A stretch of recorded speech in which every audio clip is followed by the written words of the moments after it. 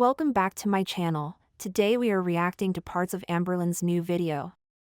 But the first thing I do is this bottom line. So this is just me deciding, okay, how long do I want her today? And do I want her more pointing up, more pointing out? That is the first thing I do. Second thing I do is I decide how thick do I want her? How much do I want her to go on my eye? Do I want her way over here? So I create that and then I just fill it in.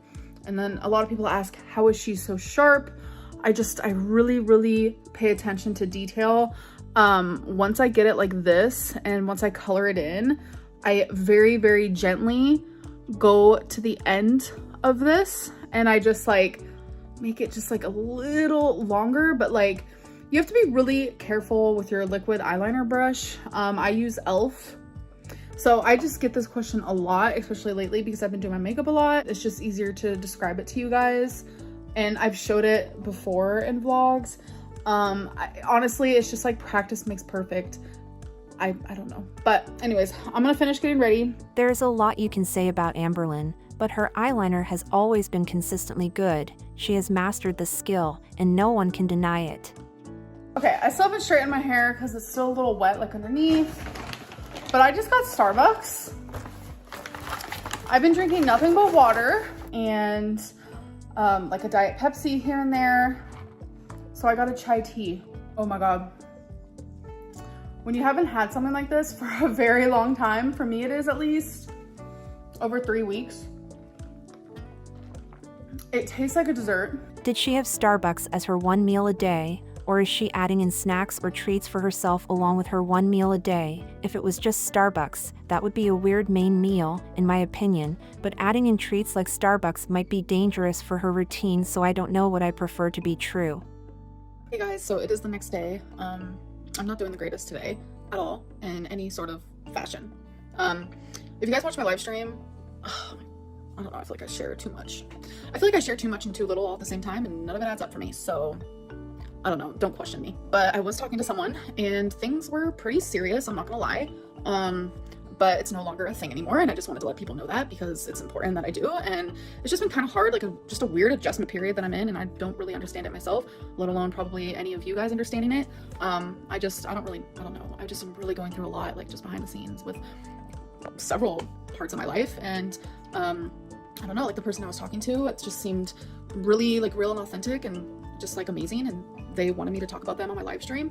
And we decided to like kind of end things today, and there's a lot of like backstory behind it, and not everything is black and white. There's a huge gray area, but I just figured I would let you guys know because like that's a big thing that I just like announced that I was talking to someone else and talking to someone, whatever. And so yeah, it's not a thing anymore, and it's just kind of crazy, honestly, because like we had planned on meeting. It was like a whole moment. It was like a really deep connection, and it was really nice. And but yeah, just I think we both realized that it's probably not a good idea because of some of the things that is like happening in their life or whatever. But yeah, I just wanted to give that update, and it does suck. That's why I'm actually really sad today, and like I was crying earlier, and yeah, I'm not feeling the greatest mentally right now. But I'm gonna pick myself up, and it's gonna be okay. I have an apartment to pack up, and I have a whole new state to move to, and I was already just giving way too much of myself to this person, and I'm not gonna say that I have like any regrets or anything, but it definitely sucks for sure. If this is really over, this relationship is the shortest one she has been in. She was talking to this person for a couple of weeks. How can it be so serious for her already? I think Amberlynn finds deep connections with anyone if she tries hard enough. She is seeking comfort and validation from literal strangers online, weeks after her breakup. She needs to be in a relationship as much as she needs to breathe. But if she actually took even 1 ounce of skills she learned in therapy from these years, she would realize that that is not what is good for her right now. But she insists on continuing the cycle in all parts of her life. I would not be surprised if when she is actually at her new place, we see a new partner suspiciously fast after her move. Okay guys, I want to talk a little bit about like anxiety and like me not taking my medicine for it anymore. Like I told you guys, I stopped taking my anxiety medicine because I stopped having anxiety and I stopped having panic. And then in the last couple of videos, I was like, yeah, I'm feeling a little anxious because of this, because of moving, I have a little bit of anxiety from that. There's a difference between someone feeling normal anxiety, normal anxiousness over big changes in their life, which is what I'm currently going through right now. I'm going through a lot of big changes, and it's only normal for me to feel stressed and anxious. But when I was diagnosed with panic disorder and anxiety disorder and having anxiety attacks, panic attacks, it wasn't just this normal feeling of anxiousness because of, you know, normal hard times. It was because I was having crippling anxiety. And I think people forget that there's a huge difference between the two. The shit that I'm dealing with now, like if it didn't give someone a little bit of like anxious feeling, if it didn't give someone a little bit of stress, then I'm like, damn, like I wish I had your brain. Because what I'm going through right now definitely warrants this sort of feeling. Like I haven't been suffering with like anxiety attacks, panic attacks, like just this like horrible fear that I used to have. I don't have that anymore. And I'm very, very happy and glad about that. So I just think that there's like this confusion between like the emotion anxious and the actual like clinical anxiety disorder. I first got diagnosed with panic disorder when I was 18. That was when my worst anxiety attacks in the whole world were happening. I was 18, 19, and ever since then, I go through like back and forth stages, and this is stuff I talk about to my psychiatrist. But I will go a year or two without a single anxiety attack, and then all of a sudden something will like trigger it, and I'm just used to these like back and forth motions because I've been dealing with it for 14 years. Thankfully right now, I'm going through a time where it's like I'm just feeling normal, like everyday anxiety that because of a move I'm super stressed about and like things I'm not talking about. This is the type of stuff that I don't need medicine for. This feels good and normal because I for so long was suffering with like true panic and fear. Like the difference is just like it's night and day, completely night and day. Like how I'm feeling now, I don't need medicine for that. I can see where she is coming from, but even with the anxieties from daily stressors and bigger situations like moving, medicine would help. If she knows she can be triggered, why stop taking your medicine? It makes no sense. She is basically just waiting for her anxiety to get worse so she has to get back on her medicine. Okay guys, so it is again the next day. I keep saying the next day. I've cried off all my makeup today. But we just went to Goodwill because like I said, there's a lot of stuff that I'm getting rid of and we're gonna have to like make a few trips honestly. But we like filled up this whole back thing. We had the seat down, the whole nine. Now we're at Tropical Smoothie Cafe.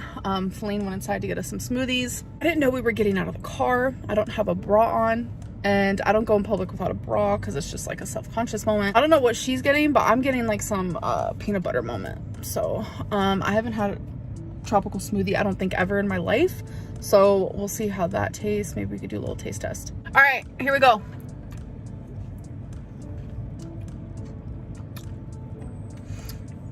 Wait, this tastes like the one that I make at home. Try it. Wait, what did you get? Mango berry Cosmo. Mango berry Cosmo with coconut. Whoa. That's good. It does taste like the one you make at home. Mine's called, it does, doesn't it? With the PB too, yeah. So this one's called Peanut Butter Cup and it tastes just like the one that I make at home.